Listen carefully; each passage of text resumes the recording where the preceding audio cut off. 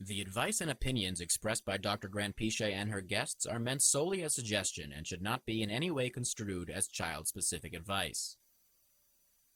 Dr. Doreen Granpeesheh is the Dr. Doreen is an expert in autism. Doreen Granpeesheh. Dr. Granpeesheh. Dr. Doreen Granpeesheh. Dr. Doreen Granpeesheh is a visionary in the field of autism. Now you can ask her questions on Ask Dr. Doreen.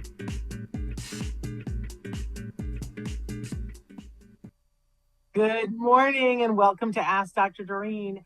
I'm Shannon Penrod and look who I'm here with, the fabulous Dr. Doreen Granpeesheh.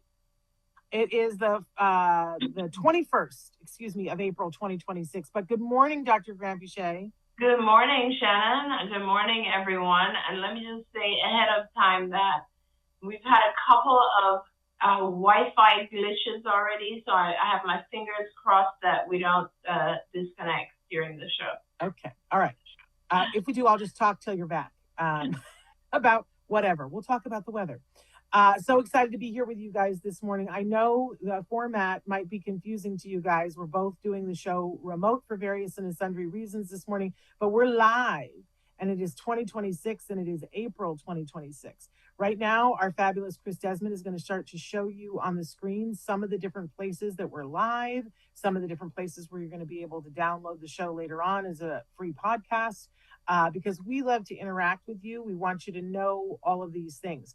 We are live right now on Facebook, YouTube, Twitter, and a couple of other places as well.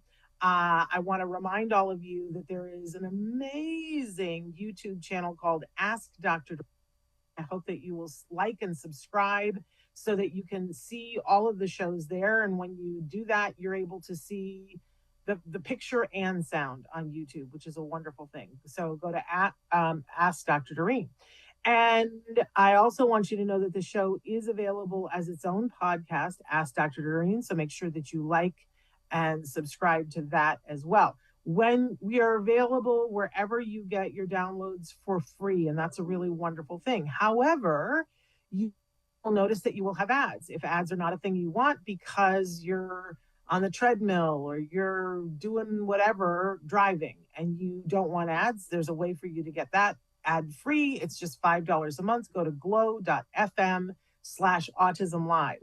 Now, when you do that, you not only get Ask Dr. Doreen, but you get literally everything that we do at the Autism Network. So that includes Ask Dr. Doreen and all the Autism Live and any special event coverage or anything that we do like that. So definitely check that out. That's $5 a month. It shows up in your inbox and no ads. And you've got it all right there and you don't have to worry about downloading stuff. So I also want to say that it's April and it's a busy month and there's a lot going on. There's been a lot of news coverage. My head always gets a little bit dizzy at this time of the month in April. But I've been going to a lot of centers and talking to a lot of parents and hearing what their concerns are and what their joys are. Oh my gosh, it's just been so inspirational. I really, if there's just one thing I would like to do, I would like to take you on a road trip, Dr. I would love that, honestly. I think about when I read your reports from the sites, I'm like, oh God, I want to do this. Yeah, it's just so much fun. And the people you meet, it's just, I said to my husband the other day, it's so life affirming. When you're seeing people getting what they need, it's just so exciting. It's also humbling.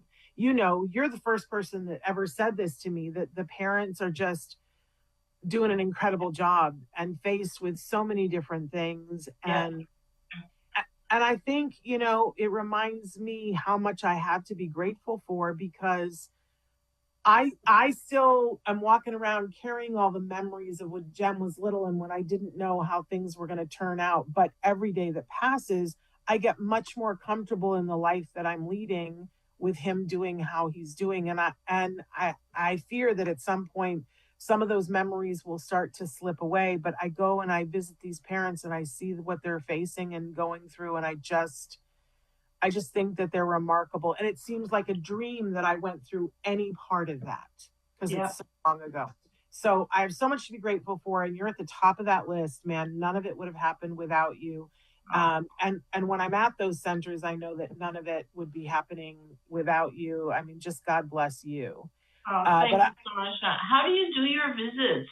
Do you like go all day? How do you organize them? So it depends. Usually for me, because there's like four of us that go visit offices, and we all do it differently.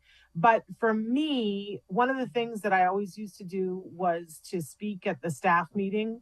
I do a talk called The Crystal Ball of Autism, where it's like part comedy routine, but it's all based factual, telling them about how we came to come to CARD. And it's kind of a miraculous story. I don't know that you've ever heard it, but circumstances combined for me to meet a family that you know really well. And they're the ones who introduced me to CARD. But the Reader's Digest, the funny thing was that in the middle of the night, I had been sitting on my bedroom floor, rocking and praying to God and saying, please send me a crystal ball. Please show me what to do. Oh, wow. Show me what he'll look like in 2 years. And then I realized crystal balls don't exist. So then I started thinking, okay, well, if I need to see what he would look like in 2 years, maybe I just need to meet a little boy who's 2 years older than my son, who's been having ABA therapy, and I need to see that he can talk and do all these things. And I thought, great. And I went to bed and thought, well, I just have to find this little boy. And probably, I don't know what I was going to do, but I was so underslept because Jem wouldn't go to sleep till 3:00 in the morning, and I'd have to drive him. And I almost wrecked the car one day. But so I just wasn't thinking clearly at that point. But I probably would have put an ad at Craigslist saying, middle-aged woman seeking 5-year-old boy with autism to stalk. Can I come in your house? Can I ask you all the inappropriate questions and see what's happening? But the very next day, the job that I was doing at that point to be available to help him at the early intervention that they'd given us, which was horrible, by the way. I was working at Closet World. Mm-hmm. So as a designer, and I would get a beep and it would send me to a house that I wouldn't know. So that I went to sleep for a couple of hours. I got up to do the early intervention that was not good. And when I got there, Doreen, they kicked us out. They told us that the other parents, because Jem was so disruptive, he would bite and he would kick and he would claw to get out the door. It was a sensory nightmare. And so they said the other parents had asked that we be removed from the group because their kids weren't able to learn because they were watching my child claw my face, bite me. I mean, it was just, oh my gosh. And we were, I always say it was like a knife in the heart, because when the other autism parents don't want your kid to be around, boy, like, where do you go? Yeah. And I came home sobbing and said to my husband, we've been voted off the island and I don't know what's left for us. And I just wanted to go to bed with a cheesecake, just being real. But my beeper went off and I had to go to do a closet. And so they sent me to, I'm just going to say first name, but they sent me to Logan's house. Mm-hmm. I didn't know that's where I was going. Right. And anybody who knows Logan's dad, he is one of those perpetually happy people. Yeah. And which just offended me on that day. And they live in a beautiful house and we were living in crappy condo. I just couldn't stop comparing. And he brought me into the house and took me upstairs and said, this is our son's playroom. My son didn't even have his own bedroom. So I was really comparing. And he just kept asking me questions while I was measuring the closet in this playroom. It was just amazing. And finally I yelled at him and said, stop acting like your life and my life are the same. You don't know me. I have a child on the spectrum who isn't speaking and it's probably my fault and I don't know what to do. And, stop asking me questions. And that's when he said to me, your child has autism. My child has autism. And I said, wait a second, how old is your child? And his child is almost exactly 2 years older than my son. And I had been on my floor praying, saying, please God, Yeah. And here I was. And that's when he said to me, have you started ABA? And I said, no. And he said, well, you're the luckiest person alive, because I'm going to tell you about a place just 30 miles down the road. It's the world headquarters for a place called CARD, and miracles happen there. And Shannon, the name of his mom is? Crystal. And when I tell them, so I go through this whole big long Oh my story. God. And when I tell them, and the mom's name was Crystal, everybody goes, no, that can't. And I go, Too much. hand to heart, it is. And I always say that it's too much, right? It makes it sound like it's fake, but that's how we came to CARD. So I always get goosebumps. It was like seriously divine intervention. And also those parents sat that night and talked with me. I met Logan and he was everything. And I stood there and I said, whatever, if there's a chance that my son will talk to my husband that way, we're doing this. Right. And, they sat and talked with me and they told me all about CARD and all the things that I was going to love and all the things that were going to be hard for me, because there's things that are hard for a parent. Oh yeah. But they front loaded me with it. And that's everything that the orientation that we now do is based on. What they told me, because it set me up for success. I knew in advance, okay, this is going to be hard for me, and here are the people I can go to. So anyway, long story. But so I go to centers, and if I can, I go to the staff meeting and I answer questions as a parent, and I tell them my story, and we laugh and we cry. And I tell them that I think that they're angels walking on this earth, that they gave me everything that as a mom I could ever hope for, and that I get to live my life, but more importantly, he gets to live his life because they taught him how to learn. And they did it with patience and grace and consideration and kindness, and that they empowered him to be his own person, not who anybody thought he should be, that he got to choose. Huge. So I speak at the staff meeting. We do that. We all cry. I try to do a parent meeting while I'm there. Sometimes those things can't be on the same day. Today, I did a staff meeting a couple of weeks ago via Zoom, but today I'm going to a center just to meet with the parents. Nice. And I bring toys, but I go through and do the center evaluation as well for the family services department. And I try to spend some time, to see what they're doing there. And it always takes my breath away. Right. I mean, I think I told you that last week I went to a center, and when I arrived, I'd been driving for 3 hours and I just needed to use the restroom. You know what I mean? Yeah. And I said, hi, I'm here, but before I talk to anybody, can I please just use your restroom? And they opened the door to this part of the center, and it is big, huge, light-filled, beautifully decorated, looked like a garden room. And all these little kids were up and they were dancing to this educational song and learning left and right and blue and red and shoulder and nose and doing all these things. And I walked in and it just caught me so in the moment that I went, wow, and threw my arms out. And now all the kids turned and looked at me. And because they had seen our show playing in the lobby, they came running over and hugged me. And they're like, you're here. And I went, oh, I wish Doreen were here with me. Oh, I wish she were here with me.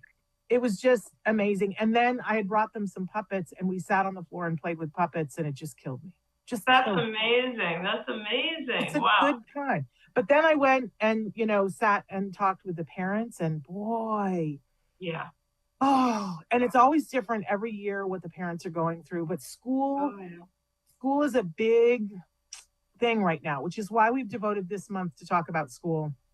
And it's why we're starting off today's topic today with you, Dr. Doreen, talking about what, because this is a question that a lot of people have had I gotta bring my computer back up here. For a lot of different reasons, parents have been asking about when is it appropriate to send their kiddo to school, and they have all different kinds of scenarios. So if you don't mind, I'm going to foray in with some of these questions, but I'm going to remind everybody, if you have a question, we're live right now. Write in your question. It doesn't have to be about school. It can be about anything, but that's our starting topic. So The first question, my son is 3 years old and he goes to a special preschool via our public school system. It's been really hard, but they keep telling me he will get used to it and that we need to keep him in school even though we are about to start ABA. I just feel like he isn't ready for school yet. School says he is. How would I know? And how old was this child? 5? 3. 3. Yeah. Yeah. Okay. So that's actually a completely different direction than I thought. But let me reframe my thoughts and go into that one.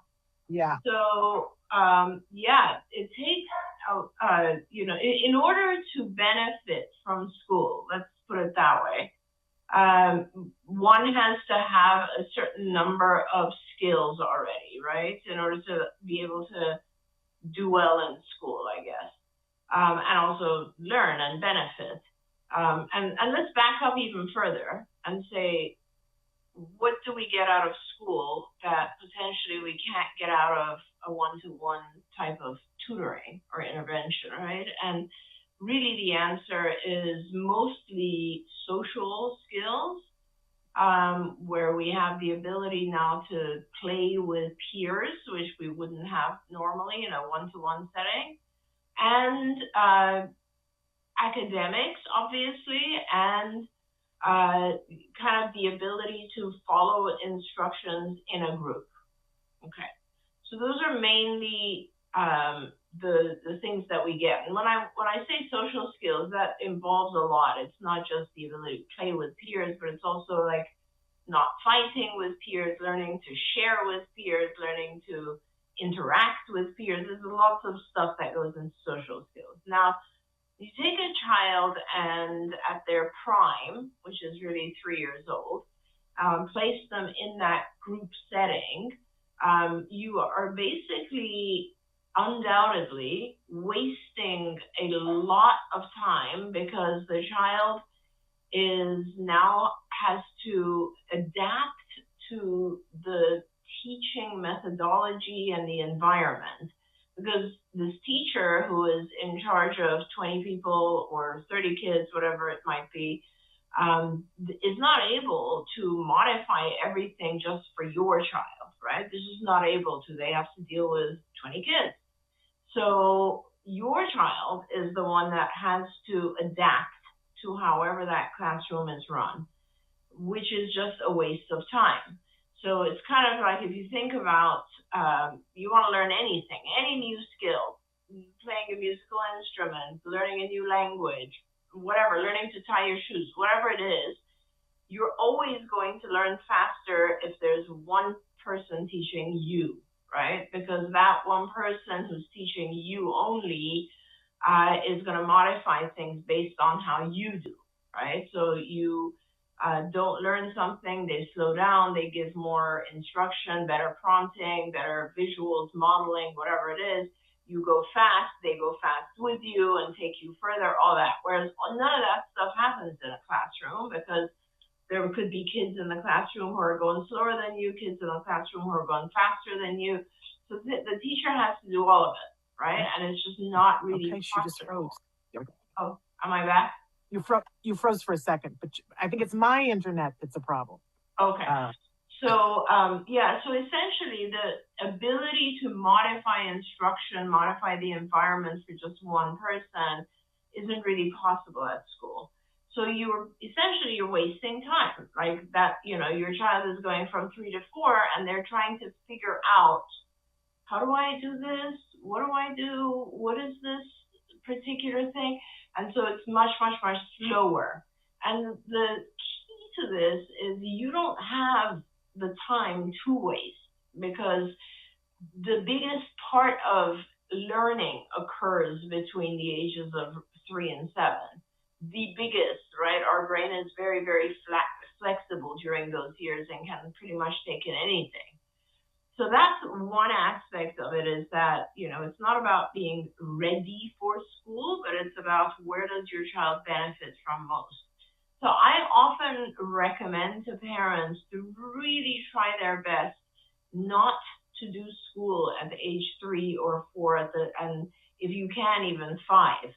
because those are the key years where you can benefit so much from one-to-one instruction. They're the most vital years, and your child will be much more prepared to succeed when they go to school. Obviously, we can't avoid school forever, but your child will learn basic language, basic rules of social behavior, lots and lots more, even academics, whatever you might want, the child can learn much faster, much better one-to-one, and they will just benefit more when they go to school with those basic skills, right? Because now your child is not running around tantruming or out of control. They're observing other kids. They're learning from other kids. They are interacting because they've learned how to speak and how to interact and all that sort of stuff. Yeah. I mean, I just told the story about how we got kicked out of an early start program because my son was biting and hitting and kicking. And then, fast forward, we did CARD intensively. And 2 years later, right before he went to kindergarten, he was going to a public school preschool for part of the day while he was still having ABA. But they were so excited. It was right around Christmas time that they had, how they have those plastic chain things that kind of lock together and you can make like a paper chain, but they're plastic. He had seen those and said to his little friend in the classroom, whose name was Jalen, I don't know why I just remember that, but he said, let's pretend that these are lights and let's decorate the little house in the play structure for Christmas with these lights. Yeah. And when you think about how many skills he had to have, that's what he had to be ready to go to school. And then all the other kids thought it was such a good idea. So now everybody was involved in this play thing that he had conveyed through language and creative imagination. Yeah. And everybody was so excited. I picked him up and they were like, you won't believe what happened today. But I did believe it because we'd done all that work before he went to school. But I know that the algorithm, it's hard because all the circumstances are different. So you just said that, but now the next question is, my daughter is in ABA. She's 4, about to turn 5. She could start kinder in the fall, or we could wait 1 more year. She still gets 24 hours of ABA a week. What would you recommend? Slightly different. I don't know. Is it different? And once you start kind of like going into the second year or so of ABA, then my recommendation would be very individualized. So it really depends on where your daughter is at that stage. If your daughter has a pretty good level of language and communication, then it might be appropriate to start introducing school. Because and by the way, you don't have to go full time. You don't have to go from 0 to full time, 30 hours a week. You can also go, 3 mornings a week and kind of fill your daughter's time that way so that the things that she's learning, she gets to practice in school. But the question really is, where is she at? If she still needs a lot of one-to-one on the basic skills of things like language or following rules of social behavior and so on, or challenging behaviors are high, then it's probably not a good idea to introduce to school. But if she does have some really good understanding of language and is just beginning to learn social skills and also doesn't have any severe challenging behaviors that might interrupt her presence there, the classroom, then it might be a good idea to introduce to school gradually at 5 so that by 6 she's familiar with the environment. By the way, the other aspect of this is to keep your child engaged at all times, keep your child's brain engaged at all times. So the only reason I'm suggesting potentially introducing this child to school, depending on her skills, is that 24 hours is not enough. So 24 hours leaves a lot of open time for your child, and your child this is all about giving your child as much of an enriched environment as possible in the early years, because that is the time frame where their brain is learning from everything. So it's super important to pack in those hours. You said something I want to cycle back to, though, about, it doesn't mean you have to have your child go to school full time. Yeah, yeah. And this is a big question amongst parents this year, especially because schools are really hitting it hard with parents and telling them, no, we're offering you this program at school. And we've got this placement for your child, and it's, it's this, it's that, and whatever. And, and they'll have speech and they'll have OT. But if you don't come every day, you lose your place in the program. And I'm always telling parents that's illegal. Yeah. But the school says it with such authority Yes. that parents are often askew on it and they don't know what to do. Yeah. But it's not true. You don't, especially until your child is the day they turn 6, the school can't do anything to you, and you can show up on any given day, and they have to take your child, and you can take your child out on it. You don't owe them any explanations. But on the day that your child turns 6, you can still excuse them for ABA because it's a medically necessary appointment. Right. And schools don't tell parents that. I beg your pardon. There are some schools now that are starting to because they see the benefit for the students, but it's rare. It's rare. Yeah. Okay. A new configuration here. And don't forget, you guys can be writing in. And Chris, I am not seeing, oh, no, he says there are 2 messages. I would help if I looked. Robert Gold says angels. Aw. Hi, Robert. It's so good to hear from you again. And we're getting a good morning from Michelle. Michelle, I love it when you're here with us.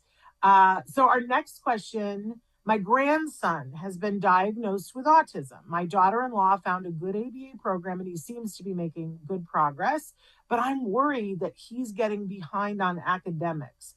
What could my husband and I do to support him in ABA, but also shore up his skills so when he goes to school eventually, he will be ready? Right. I love that it's a nosy grandmother, but instead of saying it's all on my daughter-in-law and I don't like the choice that she's making, she's saying, what can I do? So nice. So I'm supporting the ABA, but helping to make sure that he's ready academically. Great question. How did they say how old? They do not say how old. But parents, it's a child who hasn't attended school, so it must be very young. I would think so. Yeah. So it's wonderful. What a lovely thing to have for the parents to have extra help. Yes. So, everything can be taught using ABA. Everything. Now, ABA providers, because we are funded by health insurance, we are not allowed to use that funding to teach academics because what we are allowed to teach using health insurance funding is classified under medical necessity. So it cannot be academic. It's got to be things like language and social and things that will make the individual safer and more independent. So, however, any person who chooses to, can learn the techniques of ABA. And since you already have an ABA provider, I promise you they would love to teach you as a grandparent the techniques. The techniques are how you teach, and they can teach you all of that. And then when you learn that, you can apply it to any content you want, including academics. So you could very easily purchase a, first grade or kindergarten, whatever workbook, and take those concepts. Okay, we have to learn our numbers, we have to learn our letters, those basic concepts, and use those concepts, but use ABA techniques to teach those concepts. In fact, I guarantee you your ABA team, whoever they may be, would be happy to show you exactly how to teach academics. They just can't do it themselves, but they can show you, they can demonstrate to you how to use ABA techniques to teach those skills. And it would be just lovely. It would be so helpful, so wonderful, and you would be really helping expedite things for your grandchild. Absolutely. I'm saying hi to Erin. And I love that for kids that are at CARD, they have a skills account.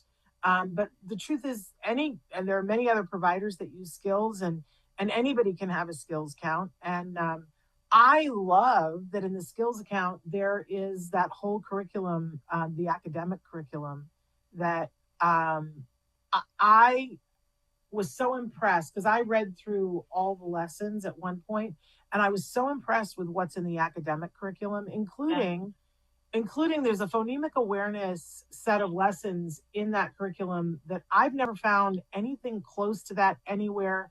And I think it's just one of the most brilliant things. Yeah. You know, I love the curriculum we have. Honestly, I wish that we could teach all aspects of it, but unfortunately we're not allowed to unless we have other funding. Well, that's the thing. Yeah. I mean, I always say to parents, yeah, no, we can't do that. And then I go, let me stop myself for a second and say, we absolutely can. Your insurance won't pay for it. Right. But, you know, as schools get tighter and tighter and have less budget, maybe, I don't know, maybe something could change. Okay, here's a tough one in a much different age range. The person writes in and says, this is a tough question. My sister has a son that is 14 years old. He's one of those profoundly affected kids. He is nonverbal, and while he is a love, the real world stresses him out. He goes to school, but I'm not sure why. Often he will come home and have to hit himself in the head so many times that he has bruises. He only hits himself in the head when things get really overwhelming. I feel like being at school isn't doing him any good and might be doing him harm. Am I a bad sister if I tell my sister he shouldn't go to school anymore?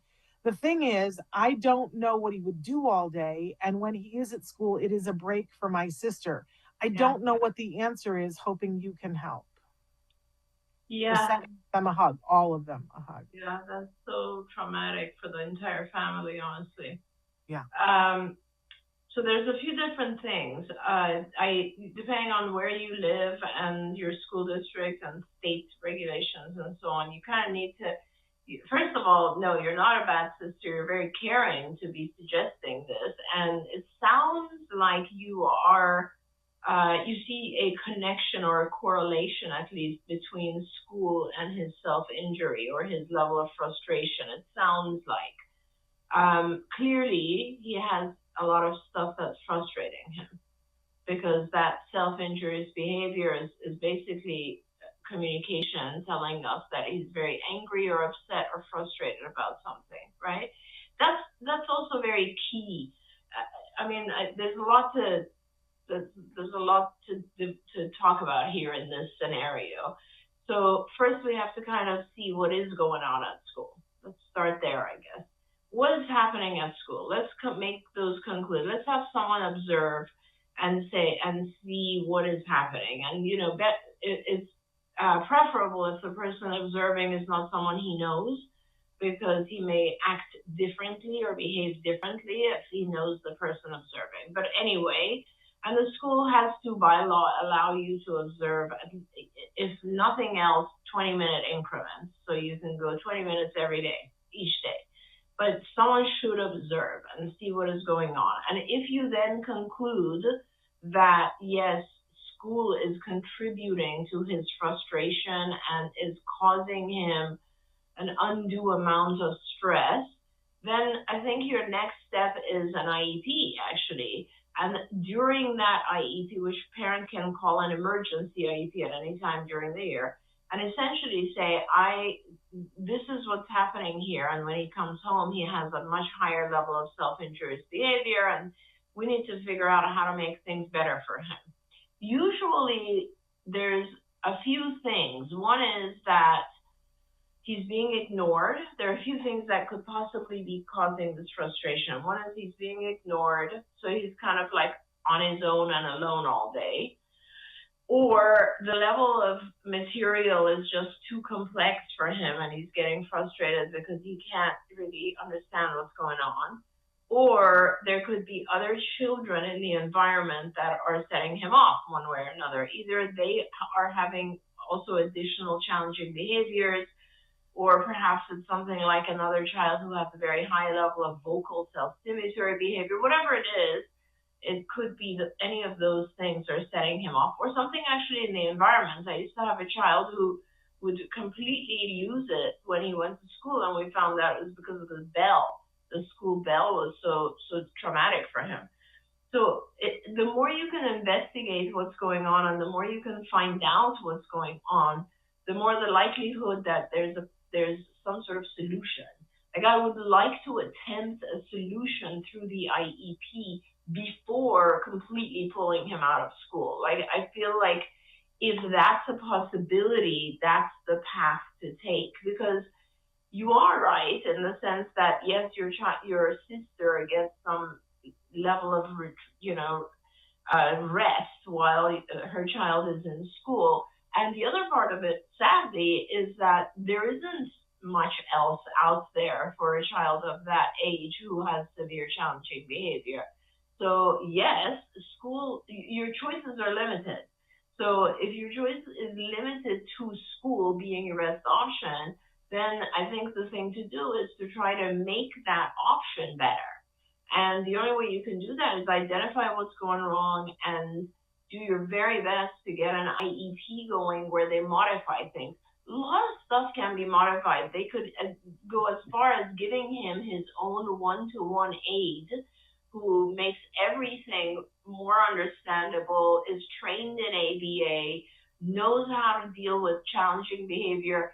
And if he has a one-to-one aide, honestly, it's quite possible for him to start learning during those hours. I mean, it's not just that, on the one hand, we're thinking, oh, he might get very frustrated, but think of it this way. It's, 6-7 hours a day where he could be learning if it was a really good environment for him. So I think your focus right now should be on assessing what's actually going on. Is it because of school? If we improved what's happening in school, would your nephew do better and feel better and be less frustrated? Remember, it could be a number of other things as well, right? It could be something biological. It could be that your nephew is not feeling well. Maybe he has gastrointestinal issues that are overlooked. Maybe he's eating certain foods that are causing him pain overnight. Maybe he has sleep disorder and is not getting enough sleep. Maybe he doesn't have enough language, so he can't really communicate anything, so he's frustrated anyway. There's lots of other stuff to assess. And I think right now, before concluding that it's definitely a cause, the cause is school, I think it would be good to really observe school and ask yourself, what else could it be? Like, what are the things contributing to his frustration? Because no matter whether he's in school or out of school, whatever is causing him frustration needs to be dealt with. And the way to deal with that is to give him an environment and a set of communication abilities that overcome that stressful thing. So for him to be able to communicate and to be in an environment that's fair. I couldn't agree more. I can't remember if I said good morning to Aaron, who wrote in. If I didn't, good morning, Aaron. But I couldn't agree more, Dr. Granpeesheh. It is important. I think sometimes things are not going well at school. And so, for some of our kids, we feel like, well, then let's just pull them out. But what are you pulling them out to? And usually that's a homeschool program or another school. And I just want to make sure that everybody knows the law is on your side. The law, IDEA, says that this child is legally owed having an IEP, an individual education plan that's fun for him and helps him to learn and grow and shouldn't overwhelm him. So, but can I tell you something that happened earlier this week that just blew my mind, and it has to do with IEPs. One of the parents that I met a couple of weeks ago while I was visiting centers, we were talking about her child's IEP, and she kind of sheepishly said to me, she said, I'm so I don't even know what to do, that I put it all into Claude. I have to tell you, I didn't know what she was talking about. I had never heard of Claude before because, I live under a rock. I know about AI, I know about, Chat GPT, but I've never heard of Claude. I still don't know that much about Claude. But so we had a conversation and she said, well, it gave me this information and I just don't know how accurate it is. Can I send it to you? So she sent it to me and it's brilliant. But it's all about the prompts, right? She put in a very specific prompt and I will say she put in her child's assessments and their IEPs. And I would not feel comfortable doing that unless I had redacted all their personal information. So I do want to say that. But she put it all in and said, I'm asking for a specific thing. I don't want to give anything away, but she said, I'm asking for a specific thing. They're denying that specific thing. I want for you to evaluate this and tell me if there are inconsistencies between the assessments and the IEP, if there are any glaring errors, if you feel that that it warrants my child having this one service that's kind of expensive, and what argument I would make. And what she got back was amazing. It was a step by step, and it explained why she should ask for an IEE and what was wrong with the assessments, what they had done wrong. Why they should not be counted, and what the law was that said that she could have an IEE. It said, request this in the meeting, use this language. Okay. Here's the language they should write in. Here's the argument they will likely make, and here is the answer to that argument. Yeah. It even gave her a pep talk to read on the day of the meeting saying, you're your child's mother and the law is on your side.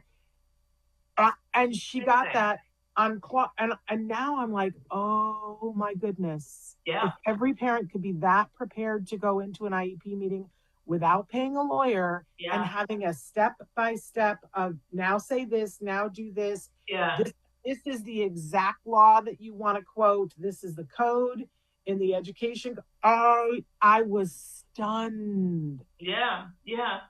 And it's really very easy. Claude is just like ChatGPT, except it has different strengths. I mean, think of people. Some people are good at math, other people are good at writing, right? And Claude and ChatGPT are like that. Like Claude is very, very good with larger content, like if you download a whole IEP and assessments and stuff into it, and also because it has a bigger memory, and also it's also very, very good with math and anything that has to do with those types of things like Excel workbooks and so on. So, and with AI, people are very intimidated with these things, whereas honestly, it's like Google. Like you talk to Google, but you've learned over time what to type into Google, right? You've learned to type in, restaurants near me or Italian restaurants near me, that kind of thing. With Claude and ChatGPT and all of these AI algorithms, you just basically talk to them. It's not even just, you tell them everything, right? So you give background. Like my child is this many years old, has these skills. This is what I'm looking for. Help me. And it's a conversation until you get everything you want. So, and they won't forget the conversation. So it will respond and you'll say, okay, but I want blah, blah, blah, and it will keep building on it. And it's pretty fascinating. I agree with you, Shannon. There's a lot of, I don't know if you know, but right now I'm redesigning our skills, our entire curriculum. I'm kind of rewriting parts of it. And it's interesting because as I start to do this, I realize how many things I don't have to do anymore. Like I don't need to go into this level of detail on this or that or so on because that exists. And by the time I'm finished with skills, all of that will exist. For parents, by the way, this is so important. I'm so glad you brought this up. A year ago, I think, I tested ChatGPT. I haven't done this to Claude yet, I might, but I just went into ChatGPT I was in the middle of a conversation as we were rebuilding things, and I said, you know what, I'm going to test this. So I put into ChatGPT, how do I teach an autistic 3-year-old child who is nonverbal to speak? Like, think of what a large prompt that is. Yeah. It was insane, the response I got, right? And I was like, oh my God. Like it is such an incredible resource for parents. And I just, I'm really glad you brought it up, because I think sooner or later everyone will feel comfortable with it, but the sooner you do feel comfortable, the more you'll benefit. Your child will benefit. And I think we all know that if you're using AI, that you have to read what it sent you. Yes. Like you can't just cut it and paste it and send it. I think it bears repeating though that you've got to read it. And I loved that this mom said, "Well, I got this thing and it's kind of cool, but I don't know. Yeah. I don't know." Yeah. So she sent it to me, and I was like, "Oh my gosh!" Yeah. Yeah. And I'm always talking to parents about these things, but I don't like have a document where I would write it all down. And I was like, "Oh, Claude just put it." And there was like two things in it that I said, okay, I kind of take issue with this, and I don't think this is going to work the way Claude says it is. But and one thing in particular that Claude kind of intimated, but I didn't think they did it strong enough, was that they said one of the tests that was done was the ADOS. Okay. And they said when requesting the IEE and asking, they said, you could challenge this, but you may not want to, but they didn't say why. And I was like, oh my gosh, don't ask for the ADOS came back saying that the child has autism, which qualifies them for the IEP and the IEE. Don't question that. Don't ask them to do that assessment over, because I have seen schools that are doing the ADOS. I don't even know how. I don't even think it's legal. But then coming back and saying, oh, the child doesn't qualify for an IEP because they don't qualify for an autism diagnosis, when the child clearly does. I've seen them do that with a 5-year-old who's nonverbal. Yeah. So, I mean, you are right. Those types of things that we know, like just from experience, unless it's somewhere in the universe, these AI algorithms won't know. Yeah. Like, so for instance, if there were others who had written online exactly what you just said, then it would suggest that. It would say, in some cases, the ADOS has been this, that, or the other. You know what I mean? Yeah. So you're right. Yeah. Yeah. So, I think it's still important. You have to read the document. And if you don't understand what's in the document, then, it's important to take it to somebody who would. Right. But man, yeah. I was, wig blown totally over what came back, especially, the humanity of it was shocking to me. The fact that it gave her a pep talk at the end. Yeah. I was like, wow. Yeah. So wonderful. Yeah. It's a great tool. Yeah. So I've now started saying this to parents that it's not, but again, I would redact all your child's personal information. I wouldn't want to put that out I don't know what happens when you put information into these things, but I wouldn't want it to go back to my child. I'm that level of paranoid. But I don't know. You know much more about AI. Is there a concern about putting personal information in there? I mean, these, I don't know if you've noticed. Well, first of all, with these guys, with Claude and I think Chad also, but Claude definitely, you can turn off its memory. So it doesn't have to keep a track of the stuff you're telling it. Okay. It's better not to turn off its memory. And I was just going to say. But when the other side of the Shannon is that, I don't know if you've noticed this, but if you have a conversation with someone about something, all of a sudden you start getting ads about that thing. Totally. So your phone is already listening to a lot of stuff anyway, unless you are that cautious and you turn everything off when you're talking to people. But it's like yesterday, I don't remember what I was talking to someone about some very random thing. And then I turned on the news to see what's going on in the war that's happening right now. And all of a sudden I get these ads about the thing I was talking about. I mean, it was instant. And I thought, good Lord, like, this is amazing, like, how does this happen? So I think a lot of our information is already online in that sense. I feel like a lot of our personal issues and preference, so on, are online in that sense. And that's why these companies have very, very strict kind of regulations and all that sort of stuff. But absolutely, there's still hackers and they still have data leaks and all that sort of stuff happens. So I completely understand. You do not have to give any kind of name or anything as long as you feed in characteristics. Yeah, there you go. Okay, I know you got to go in a minute, so I want to get to this last question. My son is 13 years old. He's very smart and doing well academically, but really struggles with social things and anxiety, which is what led us to the diagnosis. How do we balance services and school? We keep being asked to take him from school for therapies and social skills, and I feel like school is the place where he needs to be to work on those things. My wife and I don't agree. What is your position? Yeah, I mean, this is a very common thing. And I would say, again, it's very individualized. And I think that if you can find a good ABA provider who is going to focus just on anxiety issues and social skills, then that is preferable to do that while your child is, having some school experience. I never depend on school alone to help with things that are related to anxiety. I just don't think that they have the ability or skills or understanding to do that. I don't think it's not about school, it's about he has social anxiety.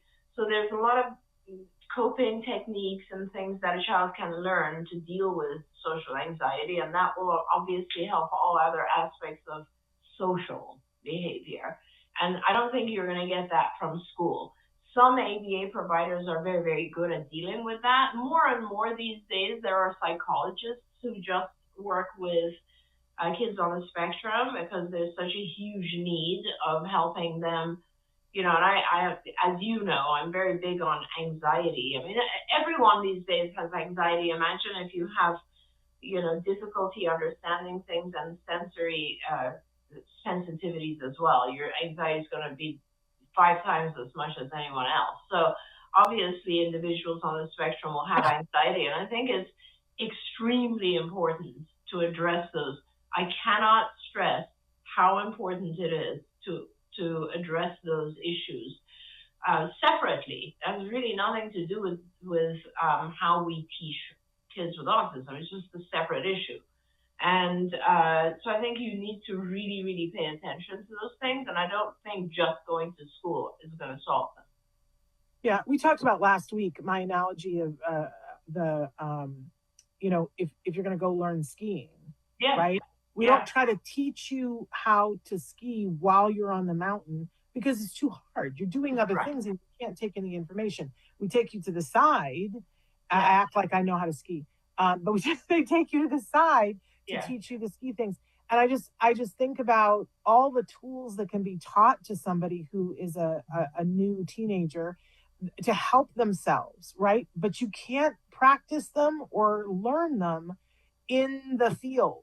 You have to practice them in another way. So I totally get what this parent is saying about, well, yes, ultimately, those skills have to be incorporated into the school. But if you have an expectation that your child is going to learn, that your teenager is going to learn that at school, the image I always get is like being a bug on a lawnmower.